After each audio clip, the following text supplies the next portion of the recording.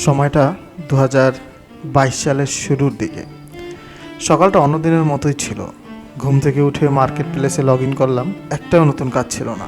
অথচ গতকাল কাজ ছিল, রিভিউ ভালোই ছিল, কিন্তু হঠাৎ অ্যাকাউন্ট ব্যান। বিশ্বাস করেন, মনটা একদম ভেঙে গেছিল। নিজের উপর রাগ, নিজের স্কিল নিয়ে সন্দেহ, কিন্তু আবার শুরু করলাম নতুন উদ্যমে। তবে এবার একটু ভিন্নভাবে। ফেসবুক গ্রুপগুলো সেখানে দেখলাম এবং সেখানে অন্যদের কাজ দেখা শুরু করলাম। পিন্টারেস্টে গিয়ে অন্যদের কাজগুলো দেখলাম, কিন্তু এখানেই দেখা গেল নিজের কোনো মেন্টর ছিল না, বা ওইভাবে আমি ওই সময় কাউকে পাইও নাই। তখন একটা জিনিস বুঝলাম, সফটওয়্যার না, থিঙ্কিং আপডেট করতে হবে। আজ আমি শুধু সফটওয়্যারের কথা বলবো না, বলবো কিভাবে ডিজাইন স্কিল আপগ্রেড করতে হয় আর সময়ের সাথে নিজেকে আপডেট রাখা যায়। আপনি যতই সফটওয়্যার শিখেন, কিন্তু আপনি যদি সেটাকে রিভিউ না করেন, আপনি যদি তার পেছনে সময় না দেন, একবার করা হয়ে গেলে সেকেন্ড টাইম আর যদি নাও দেখেন, আপনাকে প্রত্যেক দিন একটা সার্টেন টাইম আপনাকে সফটওয়্যারগুলো প্র্যাকটিস করতে হবে। সফটওয়্যার শেখা মানে আপনি গ্রাফিক ডিজাইনার না, আপনি সফটওয়্যার শেখা মানে আপনি একজন ডিজাইনার না। আপনাকে ডিজাইন শিখতে হবে। পরবর্তীতে আমি 5টা ধাপ বলবো আজকে, যে ধাপগুলো শিখলে আপনি আপনার লাইফে চেঞ্জ দেখতে পারবেন। প্রথম ধাপে একটা কথা অলওয়েজ মনে রাখবেন, সেটা হচ্ছে নতুন কিছু শেখার চেয়ে পুরনোগুলো রিভিউ করা বেশি জরুরি।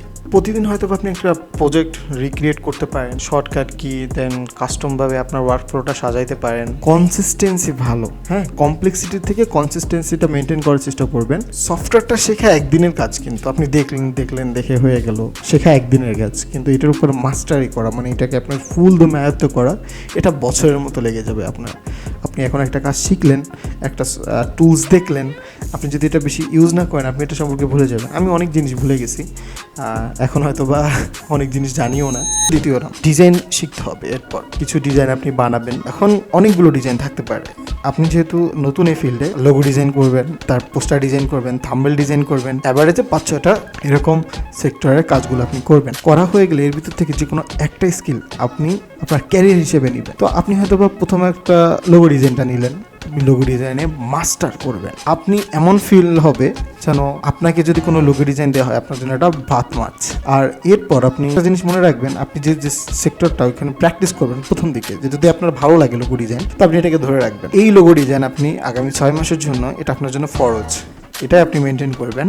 পরবর্তীতে যে এর সাথে আপনি ব্র্যান্ডিং ঢুকাইতে পারেন, বিজনেস কার্ড আসতে পারে, এরপর যেগুলো আসে এগুলো আস্তে আস্তে করবেন। বাট 6 মাস এটাকে শিখতে হবে। আপনি আরও অন্যদিকে মন যাবে, কিন্তু যাবেন না, একটার পরে থাকবেন। এরপর আপনি সিলেক্ট করলেন, প্রথমে কী করলেন, যে আপনি চয়েস করলেন, সফটওয়্যারটা শিখলেন, শেখার পর আপনি দেখলেন আপনার কোনটা ভালো লাগে, লোগো ডিজাইন, সো আপনি লোগো ডিজাইনটা চয়েস করলেন। দ্বিতীয় নাম্বার, আপনি অন্যের লোগো কপি করা শিখবেন। ফুল দমে অন্যের লোগোটাকে আপনি কপি করবেন।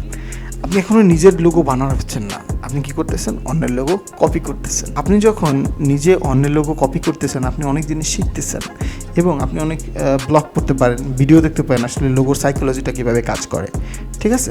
এরপর কালার কমপ্লেক্সিটি, ফন্ট থিওরি, এগুলো সেই সময় আপনি আস্তে আস্তে শিখলেন। এই সময় আপনাকে মেনটেন করতে হবে। এখন এটা যে শুধু লোগো ডিজাইন এর জন্য না, আপনি পোস্টারও সেম হতে পারে।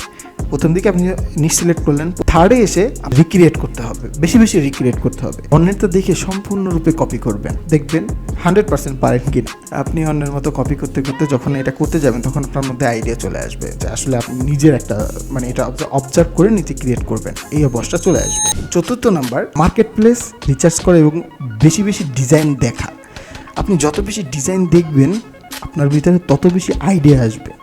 আপনি হয়তো বা কি কোনো এক জায়গায় একটা আইকনের মাথা দেখলেন, এটা আপনার কাছে ভালো লাগছে, আবার কোনো এক জায়গায় একজনের একটা ফোন দেখছেন যেটা আপনার ভালো লাগছে। থিওরিটিক্যালি যদি দুইটাই মিলে যায়, তাহলে আপনি দুইটা আপনার লোগোতে প্লেস করবেন। পঞ্চম ধাপ, এরপর আপনি নিজের লোগো বানানো শুরু করবেন। এটা আপনার নিজের, আপনি তখন ক্লায়েন্ট প্রজেক্টও নিতে পারবেন, আপনি এই লেভেলে চলে যাবেন। কিন্তু ধারাবাহিকতা রাখতে হবে। আপনি সফটওয়্যার শিখলেন, এরপর আপনি যত বেশি প্র্যাকটিস করবেন, তত আপনার আইডিয়া বাড়বে। আপনি যত বেশি প্র্যাকটিস করবেন, অত বেশি আপনার ক্রিয়েটিভিটি বাড়বে। ডিজাইনারদের মাথা সবসময়ের জন্য একটু অন্যরকমভাবে কাজ করে। যদি চ্যানেল নতুন হয়ে থাকেন, চ্যানেলটা যদি ভিডিও ভালো লেগে থাকে, অবশ্যই সাবস্ক্রাইব করবেন। আসসালামু আলাইকুম।